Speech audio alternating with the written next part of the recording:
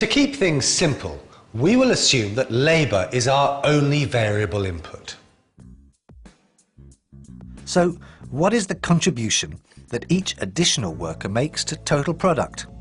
In other words, what is the marginal product of labour to total production? Well, column 1 in our table shows the number of workers. By employing the first worker, they can now produce 500 ornaments, so total product is 500. The contribution the first worker makes to total product is therefore 500. This is called the marginal product, which we'll list in column 3. By adding a second worker, total production increases to 1,500 ornaments. The marginal contribution of the second worker, his addition to total product, is therefore 1,000 units. Now, why is the second worker adding so much more product than the first worker, who only produced 500 units? What we're seeing here is the benefit of specialization. Before the second worker was employed, worker number 1 had to do everything, from fetching the rods, bending them, welding them, painting them, and everything else in between. But now, 2 workers, the tasks are divided between them. Specialization takes place, we have better efficiency, and the productivity of each worker improves. Now, if we add a third worker, average productivity might increase even more. Let's say output increases to 3,000 ornaments. The marginal contribution of the third worker is therefore 1,500 units. Up to this point, we're seeing increasing returns with each new worker. Adding a fourth worker pushes total production up to 4,000 units. The marginal product of worker number 4 is 1,000 additional units. Do you see what's happening? The marginal product of the fourth worker is less than the marginal product of the third worker. Diminishing returns are setting in. Using more workers in a limited space like this, we will become inefficient, falling over each other, and it's dangerous. And as the law says, if we keep adding more of a variable input to the fixed inputs, a point will be reached where each additional unit of the variable input will eventually produce less and less additional output. In our example, this happened when we added the fourth worker. His marginal product of 1,000 units was less than that of worker 3, who added 1,500 units to the company's total production. Why is that? Additional labour only gets more productive when there's enough space, equipment and raw materials to work with. But in the short run, the Blacher marker cannot change the amount of space and equipment it has. These inputs are fixed.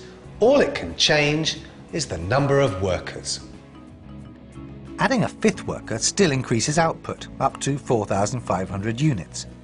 But the marginal product of the fifth worker is now only 500 units, and adding a sixth only increases total product to 4,750 units. So the marginal product of the sixth worker is a fairly pathetic 250 units. While the factory is still producing a little bit more, this increase in output is happening at an ever-diminishing rate. If they keep on adding workers, they'll eventually reach a point where the additional worker contributes nothing to production. In our example, this happens when worker number 7 is employed. If Blacher marker persists in employing more and more workers, when they add number 8, they'll see total production actually start to decline. In this case, total output drops to 4,500 units. The marginal contribution of the 8th worker is therefore a negative 250, and we can illustrate this with the help of a graph or diagram. On the horizontal axis, the number of workers is measured, and on the vertical axis, total output, or total product. As more workers are employed, output increases, but only up to a point, after which it starts to decrease. Drawing a smooth curve through these points illustrates this. Adding more of a variable input, labour in our case, to a fixed input increases total output more and more up to a certain point, and then increases output less and less till it reaches a peak, after which output will start to fall. Let's see what the marginal product curve is telling us. Using the figures from this table, we can compile the following graph.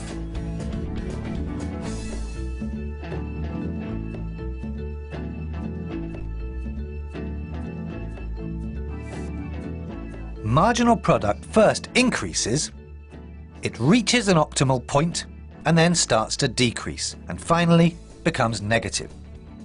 This is very clearly demonstrated by the marginal product curve. With this information, we can now also calculate the average product per worker, and this will give us some measure of productivity. The average product per worker is simply calculated by dividing the total product by the number of workers employed. In the case of one worker, the average product is 500 divided by 1. Well, that's 500. The average product when there's 2 workers is 1,500 divided by 2, which gives us 750, and so on. These figures are given in column 3. Looking at average product in graphic form, we see that average product first increases, reaches a maximum, and then decreases. And if we compare total product with marginal product, we can see 3 definite phases of production.